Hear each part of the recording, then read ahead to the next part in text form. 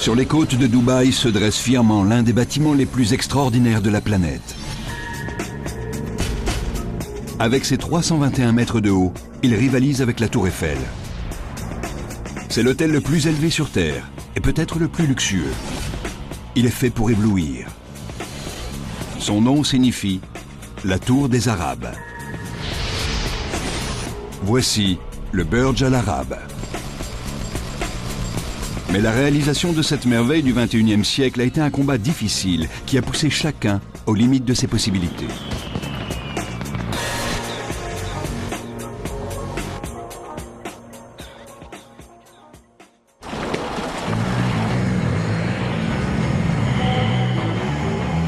En novembre 1994, la construction de l'hôtel le plus grand et le plus luxueux de la planète commence.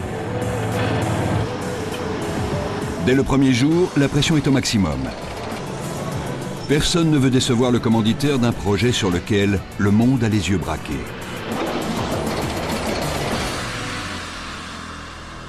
Le cheikh Mohammed bin Rachid Al Maktoum, prince héritier de Dubaï, est à l'origine de cet édifice spectaculaire. Il veut ainsi désamorcer la bombe à retardement économique qui menace son pays, comme l'explique son proche conseiller, le sultan bin Sulayem. Il sait qu'on n'aura plus de pétrole, que les réserves seront épuisées un jour ou l'autre, et alors il aura deux options. Prendre les devants et trouver une alternative pour soutenir l'économie de son pays, ou attendre de l'aide.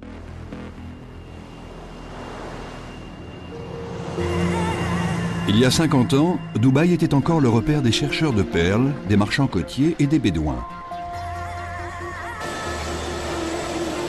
Puis, dans les années 1960, les prospecteurs ont trouvé du pétrole. L'arrivée soudaine de milliards de pétrodollars transforme l'émirat. Mais les géologues prévoient que le boom pétrolier sera terminé d'ici 2016. Ainsi, la prospérité pourrait bien s'achever aussi vite qu'elle a commencé.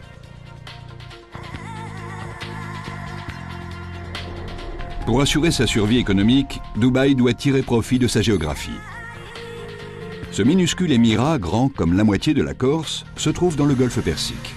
Mais il possède 3 atouts majeurs. Le soleil, le sable et la mer. Pour éviter le marasme économique, le cheikh Mohammed prend une décision capitale. Faire de son pays l'une des destinations touristiques les plus sélectes au monde en attirant la riche clientèle du golfe Persique. Pour cela, le cheikh a besoin d'une pièce phare.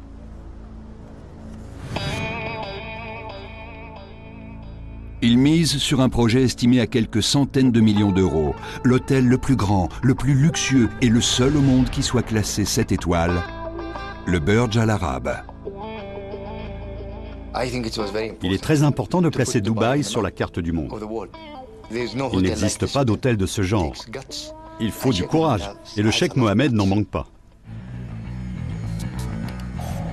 Le courage du cheikh se manifeste dans le choix des architectes. Une équipe de jeunes Britanniques suffisamment audacieux pour relever le défi, mais sans grande expérience. Ils sont dirigés par l'architecte en chef, Tom Wright. L'âge moyen est de 32 ans. Pas de vieux parmi nous. Personne n'avait fait plus de 15 chantiers. J'étais bluffé par l'échelle et l'immensité du projet. Tom Wright et ses collègues ont la réputation d'innover, mais ils sont plus habitués aux écoles et cabinets d'architectes. Cependant, Dubaï est une ville où les relations sont décisives. Grâce à un contact haut placé, les jeunes Britanniques obtiennent un rendez-vous avec le cheikh Mohammed. Celui-ci est tellement impressionné par leurs idées qu'il leur attribue le contrat. Maintenant, Wright doit travailler sur ses esquisses pour faire de l'hôtel de Dubaï une référence internationale. Nous avons passé de nombreuses nuits blanches à nous demander si l'édifice que nous avions conçu serait vraiment spectaculaire. Wright sait qu'il doit donner le meilleur de lui-même. Un édifice n'entre dans la légende que si sa forme est simple, mais unique. On s'est dit que si on pouvait dessiner un bâtiment en quelques coups de crayon,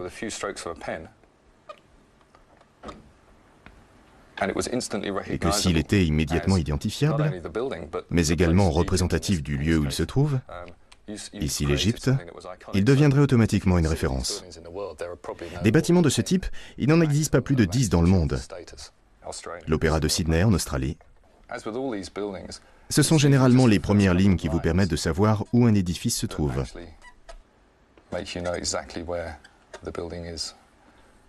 Paris. Il faut mettre un drapeau dessus. Tom Wright et son équipe pourront-ils être à la hauteur de Gustave Eiffel? C'est le genre de défi qui ne se présente qu'une fois dans la vie. Après de longues journées de recherche, les architectes trouvent une idée de génie. On était assis autour d'une bière et on regardait un voilier sortir du club de voile de Dubaï. Un voilier, ça évoque l'aventure, l'excitation. Et on s'est dit, hé, mais voilà! Le bâtiment que nous avons dessiné est très simple puisqu'il ne se compose que de quelques lignes. On peut voir qu'il a tous les ingrédients pour entrer dans la légende. Il est simple et immédiatement reconnaissable. Le concept attise instantanément l'imagination du cheikh. Une voile qui se gonfle au vent a une signification profonde pour les habitants de Dubaï avec leur passé de marin. Pour compléter l'image nautique, Wright veut que l'hôtel émerge de l'eau comme un yacht géant. Mais pour cela, il faut construire le bâtiment sur une île. Or, il n'y en a pas. Wright ne baisse pas les bras pour autant. Il propose de créer une île spécialement pour l'hôtel, une première à Dubaï. Construire sur l'eau augmente les risques et les coûts. Wright pourra-t-il convaincre ses collègues de la faisabilité de ce projet audacieux? Je me souviens que je plaçais la voile sur la mer et que le reste de l'équipe la plaçait sur le rivage. Et nous avons tourné en rond comme ça pendant longtemps jusqu'à ce que le client finisse par dire « Non, nous construirons sur l'eau ». Le cheikh Mohammed est prêt à prendre le risque. L'hôtel verra le jour à 270 mètres de la côte. Personne n'a jamais bâti de gratte-ciel de cette taille sur une île artificielle. Cette structure de 321 mètres et de 250 000 tonnes devra résister au séisme et aux courants marins. Wright a gagné la première bataille. Le Burj se dressera sur la mer. Mais le temps et son refus du compromis vont obliger ses collaborateurs à se surpasser.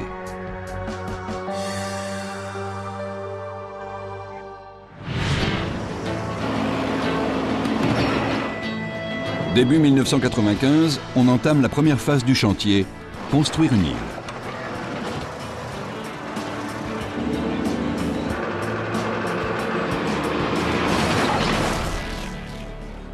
Mais les architectes inexpérimentés vont être confrontés au climat rude de Dubaï.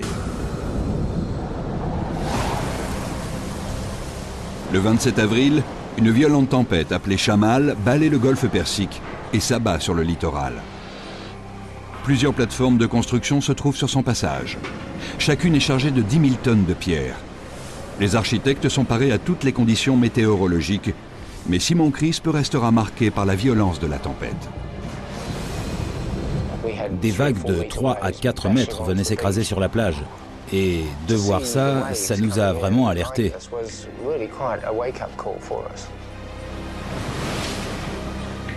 Une énorme plateforme se détache et vient s'écraser sur la terre ferme.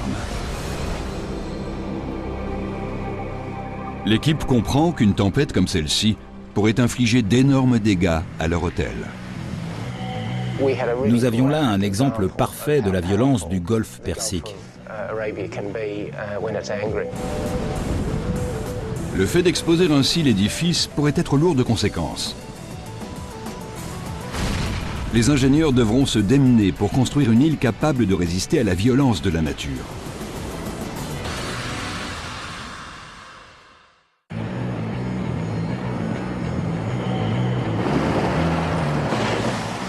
Cinq mois après le top départ, la construction de l'île qui abritera l'hôtel le plus haut du monde en est à une phase cruciale. Le cheikh Mohammed de Dubaï mise sur ce projet pour reconvertir son pays producteur de pétrole en destination touristique haut de gamme. Mais un débat fait rage sur la hauteur de l'île. L'architecte Tom Wright souhaite qu'elle soit basse, pour donner l'impression qu'une voile surgit de l'eau. Nous avons longuement débattu sur la hauteur de l'île. Pour des raisons esthétiques, je voulais qu'elle soit proche du niveau de l'eau. Dès le départ, il s'oppose à l'ingénieur Mike McNicholas, responsable de la sécurité de l'île. Tom voulait que l'île soit aussi basse que possible, au ras de l'eau. Et moi, je pensais surtout à la protéger.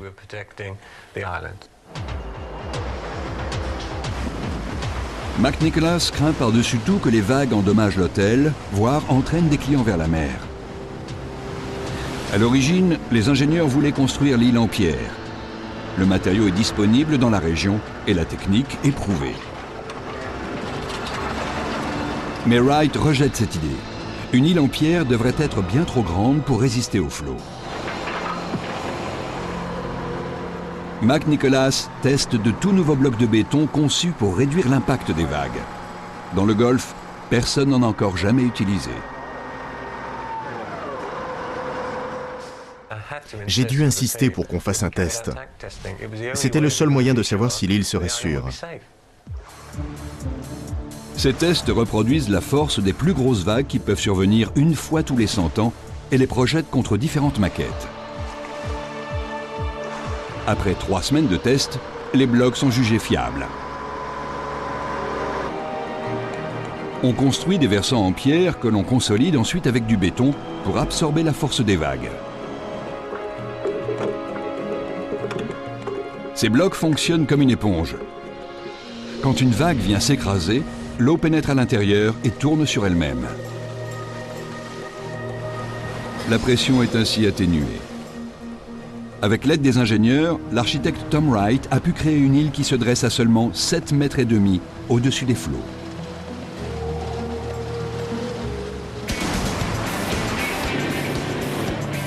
On attaque maintenant la deuxième phase du chantier.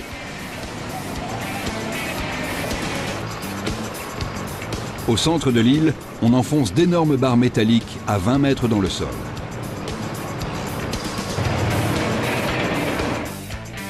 Cela crée un mur d'acier triangulaire, un caisson étanche, qui formera l'extérieur du sous-sol de l'hôtel, une fois que le sable aura été retiré. Mais cette dernière opération peut être dangereuse. C'était un véritable défi qui nous taraudait jour et nuit, 7 jours sur 7. Comment empêcher que l'eau n'infiltre la structure? Comment éviter que la mer ne pénètre dans les fondations et nous inonde?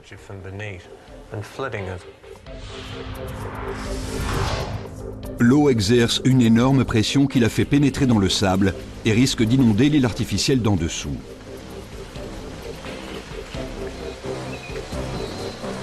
Pour empêcher toute infiltration, McNicholas injecte du ciment liquide dans le sable pour rendre son mur d'acier étanche. Mais à mesure qu'on retire le sable pour former le sous-sol, il y a moins de poids pour contenir la force de la mer. C'est un test pour le caisson étanche. Dans le pire des cas, la pression de l'eau aurait pu faire sauter tout le bas de la fosse, comme un bouchon de champagne.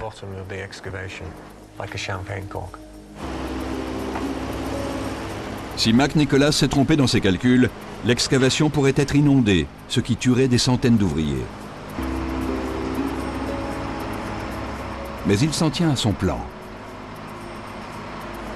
Une fois le caisson installé, les pelleteuses commencent à retirer le sable. En homme responsable, McNicholas ne va pas laisser les ouvriers prendre le risque seuls. Je me disais que je devais être l'un des premiers à descendre au fond de la fosse. J'ai regardé vers le haut, à 10 mètres au-dessus de moi, en pensant que chaque côté du caisson devait résister à la forte pression de la mer. Au cours du test, le mur d'acier résiste à l'eau. L'un des moments les plus forts de ma carrière, c'est quand je me suis trouvé au fond de l'excavation et que j'ai vu que le mur d'acier contenait la mer. Mon plan fonctionnait.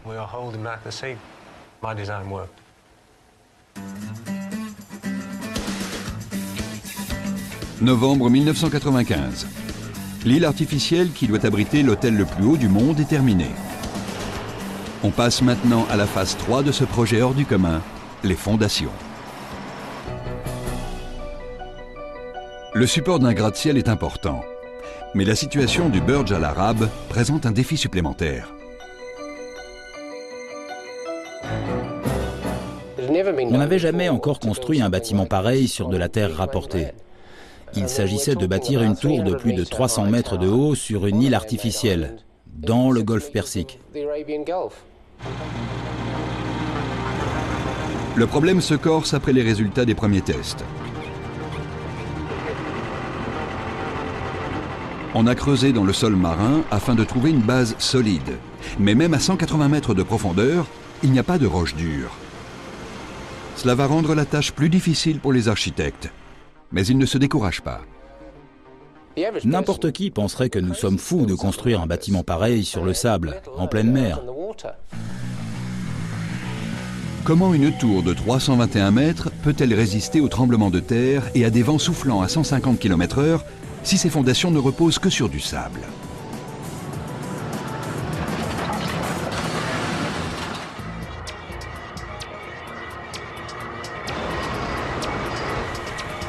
Sur une île artificielle à 270 mètres de la côte de Dubaï, les ouvriers construisent la base de l'hôtel le plus haut du monde, le Burj Al Arab. Mais sous le site, il n'y a pas de roche solide pour supporter les fondations d'un gratte-ciel. Les architectes ont un plan: installer des piliers en acier et en béton renforcé dans le sable.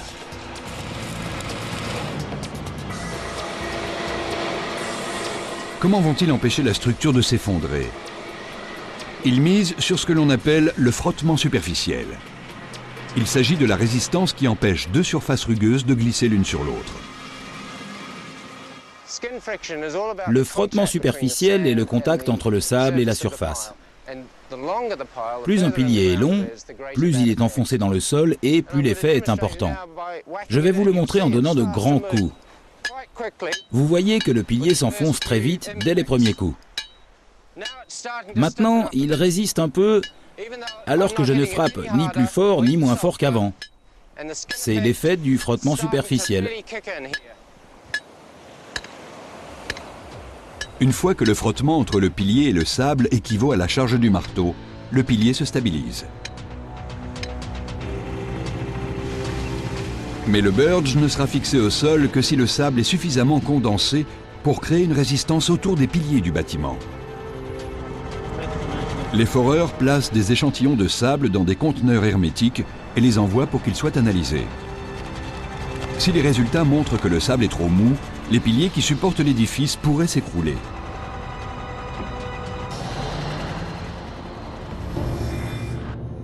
La situation géologique de Dubaï a de quoi inquiéter. L'émirat repose sur un énorme plan de faille. La tour élancée pourrait donc céder au tremblement de terre.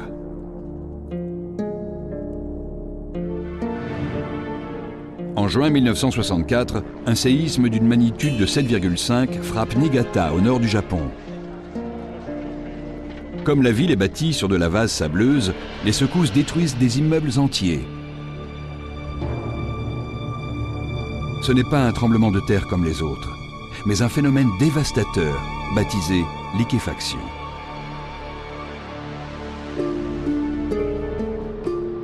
Les grains de sable tremblent, remplissent toutes les poches d'air et se condensent.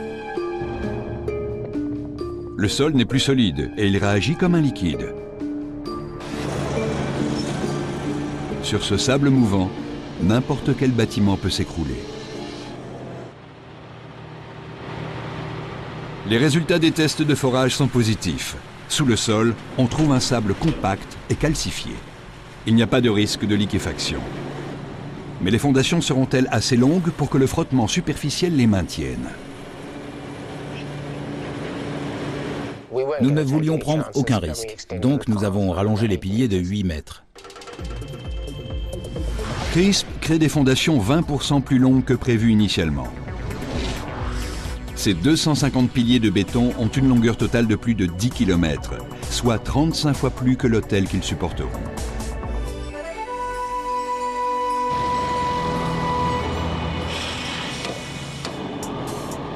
Les ingénieurs résolvent un à un les problèmes que pose la réalisation de cette structure hors du commun. Mais en 1996, ils font face à de nouveaux obstacles en attaquant la phase 4. la construction de l'hôtel proprement dit. Le bâtiment devait relever les pires défis que le golfe peut présenter. L'hôtel est constitué de minces murs de béton, incapables de résister seuls aux éléments. Pour tenir face aux vents forts et aux tremblements de terre, l'architecte trouve une solution visuellement surprenante. Une gigantesque structure d'acier à l'extérieur du bâtiment principal, appelée exosquelette. Une série de grandes poutres diagonales relie deux énormes arcs métalliques au dos du bâtiment. Wright a conçu un édifice unique en son genre. Mais les poutres géantes vont donner du fil à retordre à Anthony McCarter, l'ingénieur qui doit les installer. Ces poutres m'ont valu 4 mois de migraine, d'insomnie, d'inquiétude et d'angoisse. Elles doivent être extrêmement solides pour maintenir l'exosquelette. Mais l'esthétique est aussi importante. Il était essentiel que ces poutres diagonales soient très élégantes et très belles, comme elles sont apparentes. Ce bâtiment doit séduire le monde et faire de Dubaï une destination incontournable. Wright refuse tout compromis.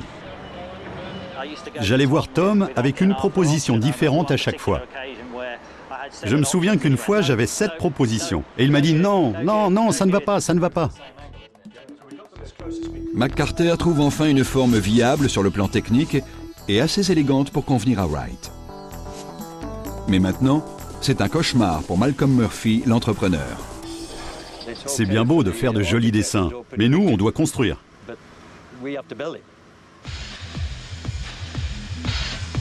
Il trouve une usine située à 15 km du chantier et en mesure de souder les énormes poutres. Chacune d'elles est plus longue qu'un Airbus A380 et plus lourde que 20 bus réunis. Souder ces formes complexes à l'usine est facile. Les transporter jusqu'au chantier, les moins. Chaque poutre pèse en effet 165 tonnes et mesure 85 mètres de long.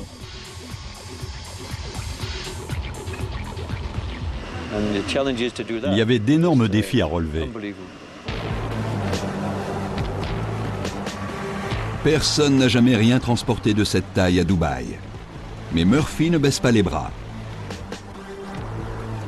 Il fait appel à l'un des plus gros véhicules de transport au monde, un monstre à 80 roues.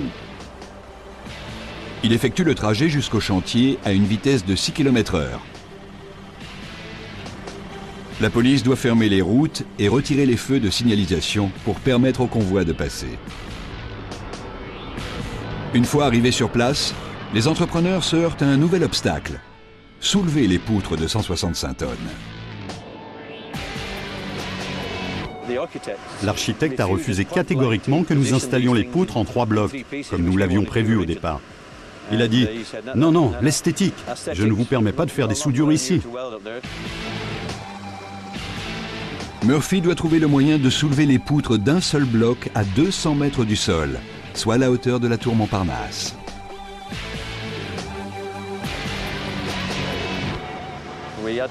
Nous devions trouver une idée pour soulever ces monstres.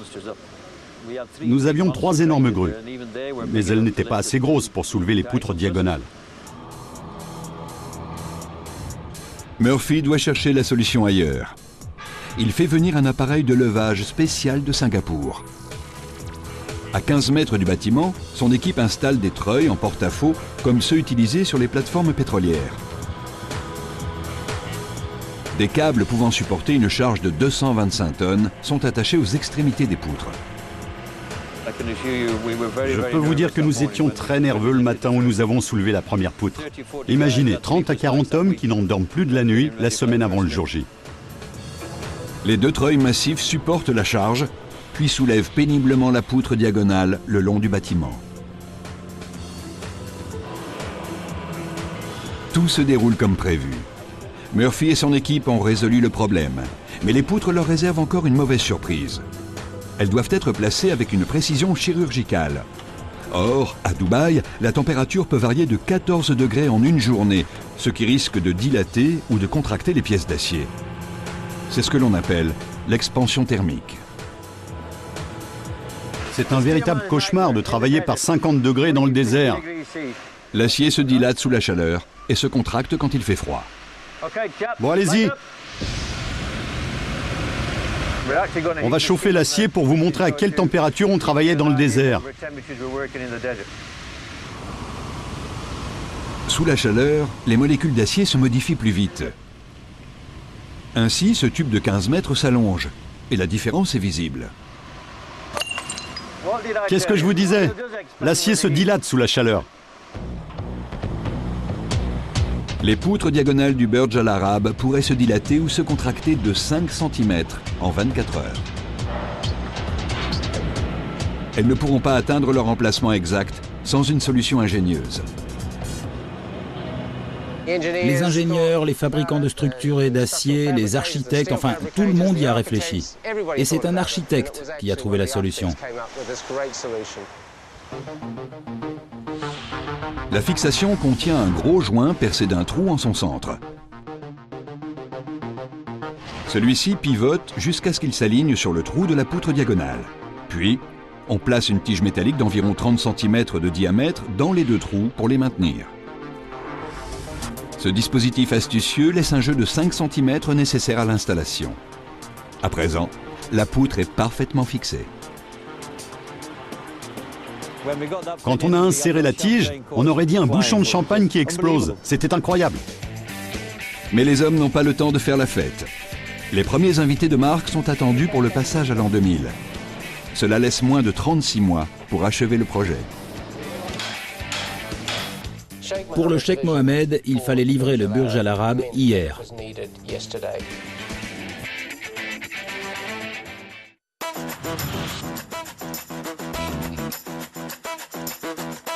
Janvier 1997. Un colosse émerge du golfe Persique. Le Burj Al Arab est conçu pour être l'hôtel le plus haut du monde, le summum du luxe et l'emblème de Dubaï. L'architecte Tom Wright veut créer un édifice somptueux. Les poutres métalliques de l'exosquelette qui le supporteront doivent être le plus discrètes possible. La vue des suites à plusieurs milliers d'euros la nuit doit être à la hauteur du prix. Quand vous êtes dans une suite et que vous regardez par la fenêtre, les poutres sont juste devant vous, donc elles doivent être jolies à regarder et bien agencées. Mais cela crée un dilemme. Si l'exosquelette est trop léger, la puissance du vent à 300 mètres au-dessus du golfe pourrait détruire le bâtiment. S'il est trop volumineux, la ligne élégante de l'édifice en forme de voilier sera brisée. Une fois encore, Wright et les ingénieurs qui doivent assurer la sécurité de l'hôtel ont un défi à relever. Quand on conçoit un édifice aussi haut que la Tour Eiffel, et qu'on n'a encore jamais rien fait de tel, on veut être sûr de ne pas se tromper.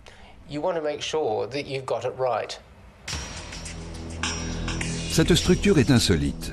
Et pour la première fois dans l'histoire de Dubaï, les ingénieurs décident d'effectuer des tests dans une soufflerie. L'ingénieur Volker Budgereit sait que le Burj Al Arab est unique en son genre. Avant ce projet, la plupart des bâtiments dans le Golfe étaient de forme plutôt conventionnelle, carrée ou rectangulaire. Donc, il était tout à fait inhabituel d'effectuer un test dans une soufflerie pour un bâtiment.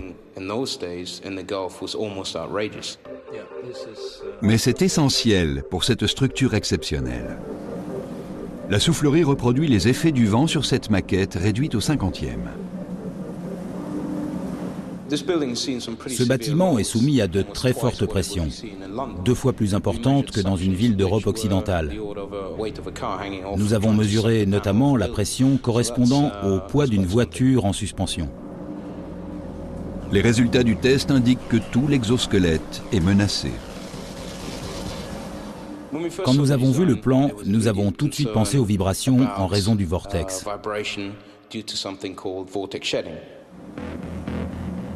Le vortex, une sorte de tourbillon, est le cauchemar des ingénieurs. Certains vents qui soufflent sur les bords aiguisés d'une structure métallique peuvent créer de véritables petites tornades.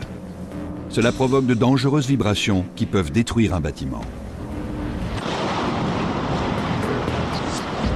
C'est précisément ce qui est arrivé à ces refroidisseurs massifs à Ferrybridge, en Nouvelle-Angleterre en 1965. Les ingénieurs doivent trouver un moyen de protéger le Burj Al Arab. La solution la plus simple est de changer la forme aérodynamique. Mais l'architecte ne veut pas en entendre parler. L'intérêt de l'exosquelette, c'est qu'en le regardant, on comprend que c'est l'essence même du bâtiment. Si on l'enlève, le bâtiment devient banal. Avec l'exosquelette, on sait qu'on a un chef-d'œuvre. Les ingénieurs doivent réfléchir à nouveau. On s'est rendu compte qu'il fallait trouver une astuce qui ne soit pas visible, mais qui réduise les vibrations.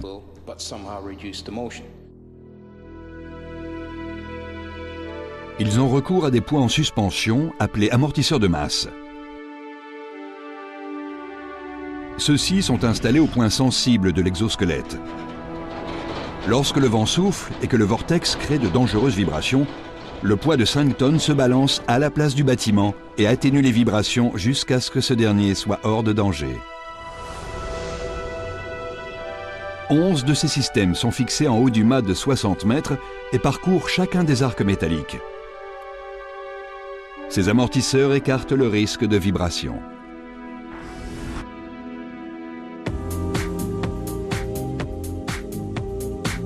Juin 1997. Dubaï se présente comme la destination touristique haut de gamme.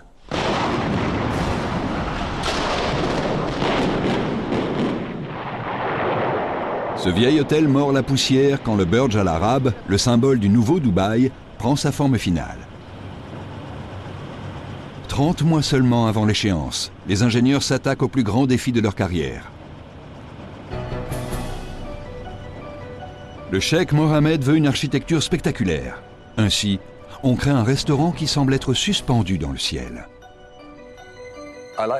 J'aime l'idée que le visiteur soit assis dans l'espace et qu'il contemple la vue sur le golfe Persique et sur Dubaï en ayant le sentiment de flotter dans les nuages.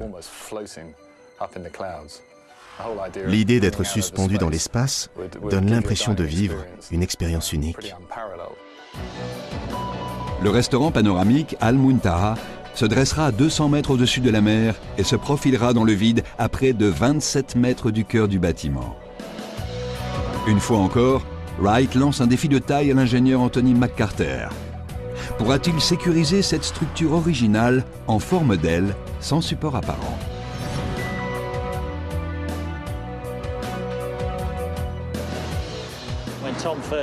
Quand Tom m'en a parlé pour la première fois, je dois bien dire que je l'ai pris pour un fou. Ce restaurant a la taille d'un immeuble, et Tom a décidé de le placer hors du centre de gravité de la structure de support.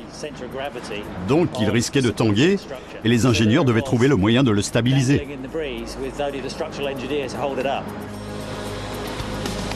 Si les ingénieurs se trompent dans leurs calculs, c'est tout l'édifice qui pourrait s'écrouler.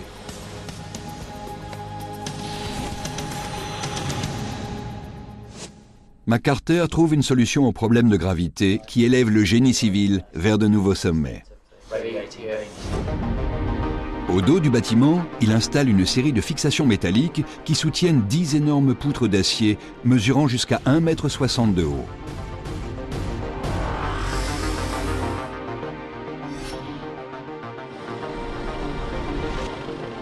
Ces poutres forment la base du sol en acier. L'extérieur de la structure en forme d'aile peut être installé. Puis, le restaurant est enveloppé de verre et d'aluminium. Cette structure qui défie la gravité résistera à des vents soufflant à 160 km/h. C'est une prouesse technique.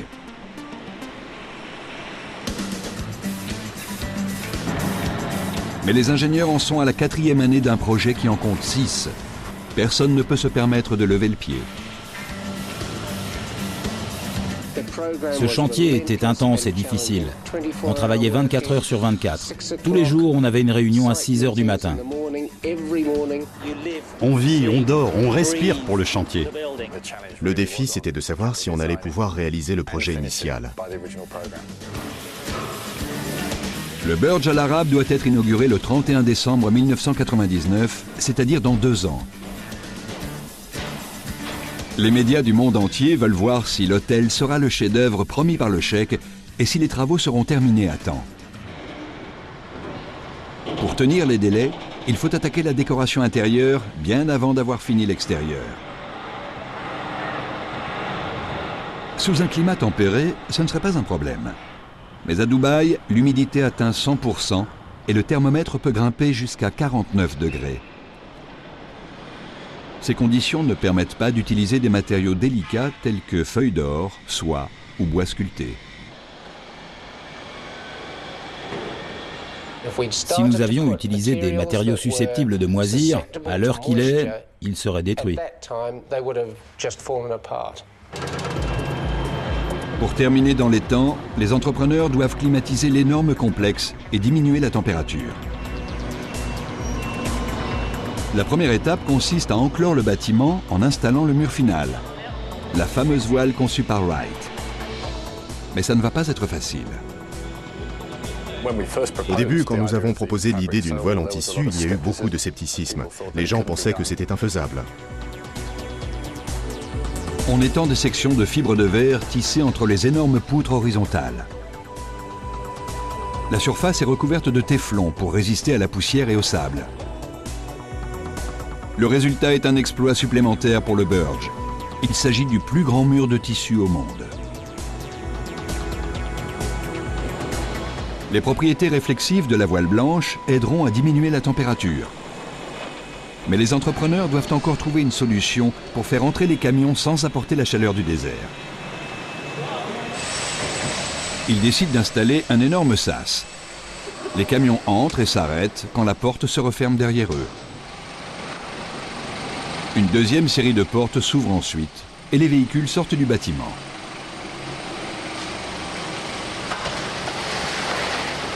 Le sas et le mur de voile parachèvent l'extérieur de l'édifice, mais il est très difficile d'abaisser la température dans un espace de cette taille. Cette structure possède le plus grand atrium au monde, qui s'élève à 180 mètres. Tout cet air chaud peut contenir bien plus de vapeur d'eau que l'air froid. Si on refroidit trop vite cet espace humide, on créera une condensation incontrôlable.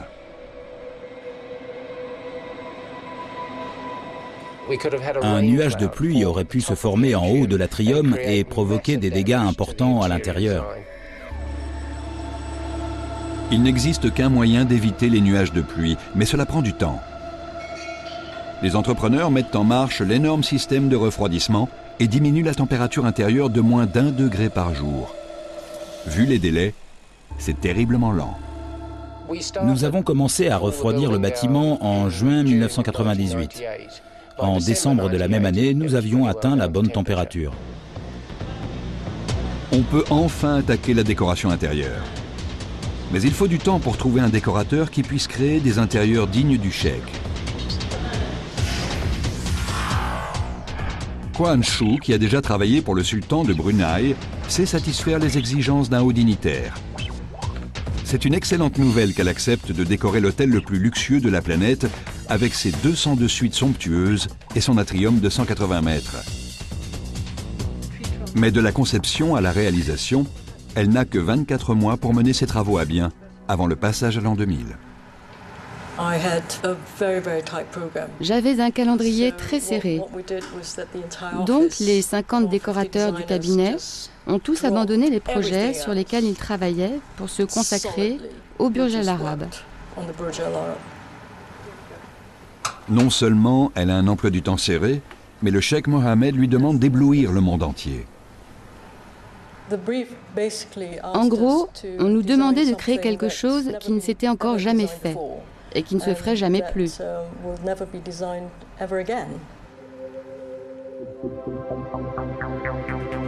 Quan Shu et son équipe remuent ciel et terre pour créer un intérieur qui convienne au cheikh. Mais alors qu'ils se démènent pour tenir les délais, un problème encore plus grave survient. Le cheikh veut offrir à ses clients tous les gadgets électroniques possibles et imaginables dans leur suite. Ces nouveaux équipements pourraient avoir de graves conséquences. Un membre de l'équipe se retrouve en première ligne. L'ingénieur électricien Bob Rouse fait face au plus grand défi de sa carrière. C'était un changement radical dans la décoration intérieure. Et du jour au lendemain, il fallait augmenter de 50% la puissance électrique du bâtiment. Avec les nouveaux projets du cheikh, chaque suite de l'hôtel nécessite 14 kW. C'est 8 fois la puissance d'une maison moyenne en Europe. Avec 202 suites, cela correspond aux besoins en électricité d'une ville de plus de 6000 habitants. L'hôtel sera équipé de rideaux électriques, de 52 000 lampes, la plupart avec des variateurs, et de plus de 5000 km de câbles. Tous ces équipements électroniques peuvent brouiller les ondes du courant électrique et créer un problème de distorsion harmonique, c'est-à-dire faire fondre le gainage des câbles et déclencher un incendie.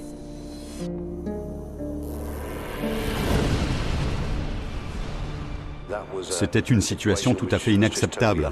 Il fallait trouver une solution. À Las Vegas, on sait bien qu'un incendie d'hôtel peut être mortel. Novembre 1980, au MGM Grand Hotel, 2 câbles électriques se court-circuitent et provoquent un incendie dévastateur. 87 personnes périssent dans cette véritable tour infernale et plus de 700 sont blessés. C'est l'un des pires incendies d'hôtel de l'histoire, tout cela à cause d'une simple faille électrique. Roos doit trouver une solution, et vite. Évidemment, l'hôtel était en construction. Les délais étaient serrés et ça a été un énorme changement. Sa réponse révolutionne le génie électrique. Il conçoit un système de filtre harmonique. D'abord, il détecte la distorsion électrique. Ensuite, il envoie un courant qui en est le reflet pour l'annuler. C'est ce qu'on appelle l'antiphase. Et cela fonctionne comme des écouteurs qui éliminent le bruit. Roos installe ses filtres aux étages clés et là où l'électricité pénètre dans le bâtiment. Personne n'a jamais tenté d'installer un système à cette échelle. C'était le plus grand système de filtres installé dans un bâtiment de ce genre. Une solution haut de gamme pour un établissement haut de gamme.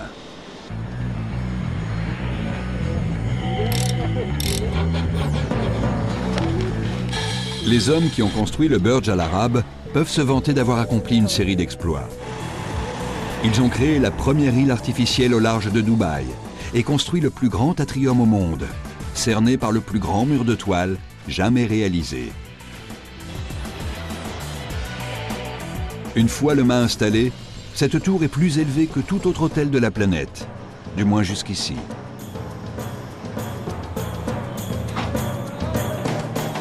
Après 5 ans de travaux, l'équipe entame une étape importante. L'extérieur est presque achevé, mais la décoration intérieure de l'hôtel le plus luxueux du monde a pris du retard. Cette étape a toujours été une course contre la montre, et le cheikh Mohammed va donner du fil à retordre aux décorateurs.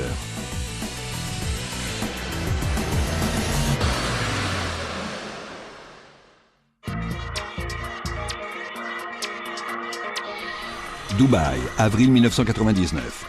L'hôtel le plus grand et le plus opulent au monde est presque terminé. Tout le monde se hâte de finir les travaux pour la fête du millénaire. L'architecte d'intérieur Quan Shu met les bouchées doubles. J'ai annulé Noël, Pâques et les jours fériés. J'ai travaillé 50 à 60 heures par semaine.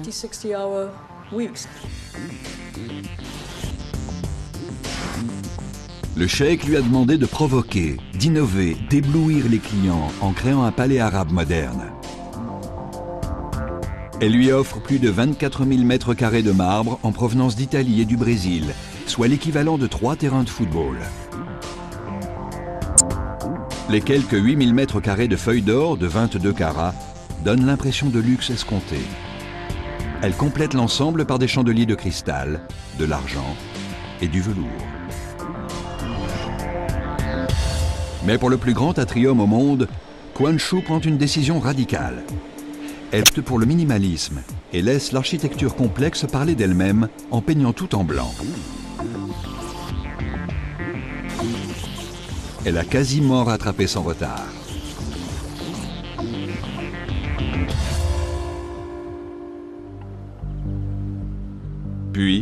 C'est l'instant de vérité. Le cheikh Mohammed vient examiner et juger son travail. Il est ravi du style ornemental des suites. Mais les bonnes nouvelles s'arrêtent là.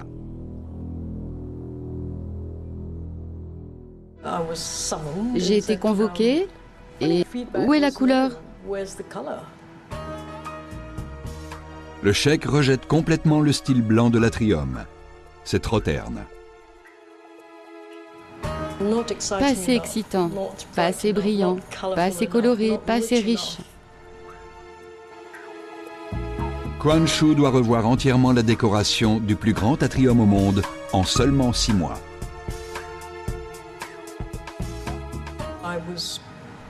Je vivais et je dormais au Burj Al Arab.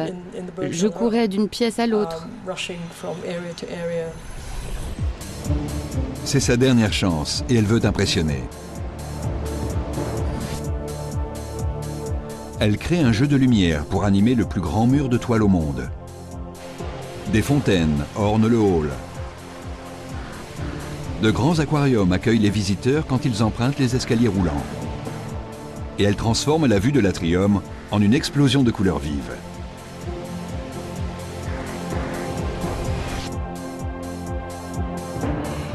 Cela conviendra-t-il au cheikh Mohammed? Tout le monde est sur des charbons ardents. On avait des montées d'adrénaline. On a passé des nuits blanches avant l'inauguration. La réponse du cheikh est un oui définitif. Il est ravi et approuve le projet. Le cheikh Mohammed pense que maintenant c'est un hôtel 6 ou 7 étoiles et que son rêve est devenu réalité.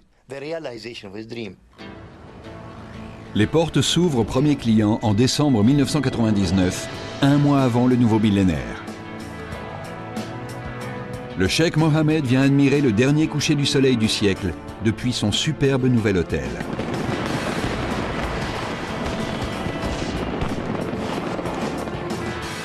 L'architecte Tom Wright et son équipe ont rempli leur mission. Chaque partie de cette structure est extraordinaire.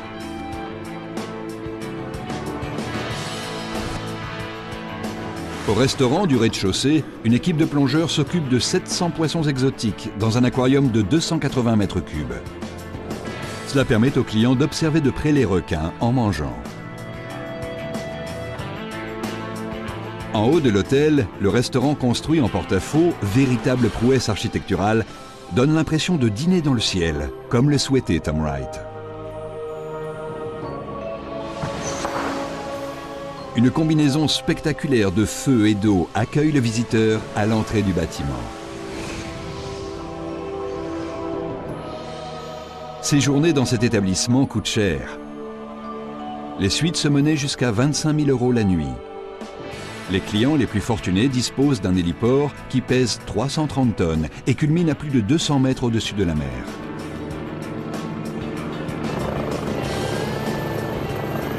Et quand il n'est pas utilisé comme court de tennis par Roger Federer ou André Agassi, il permet de faire une entrée remarquée à l'hôtel le plus chic au monde. Le Burj Al Arab est un projet unique dans une vie. Aucun autre projet ne fera jamais le poids. La création de la première île artificielle de Dubaï a eu des retombées importantes. Elle a ouvert la voie à une série de projets tous plus ambitieux les uns que les autres.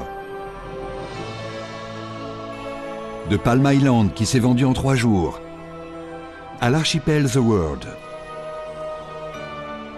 Le plus grand hôtel de la planète a jeté les bases d'un avenir prospère quand les réserves de pétrole seront épuisées. Et il est devenu l'emblème international de Dubaï. Depuis le début, nous savions que nous avions la possibilité de créer quelque chose d'éblouissant. Et avec ce projet, nous y sommes parvenus. Le cheikh Mohammed a joué gros et il a gagné.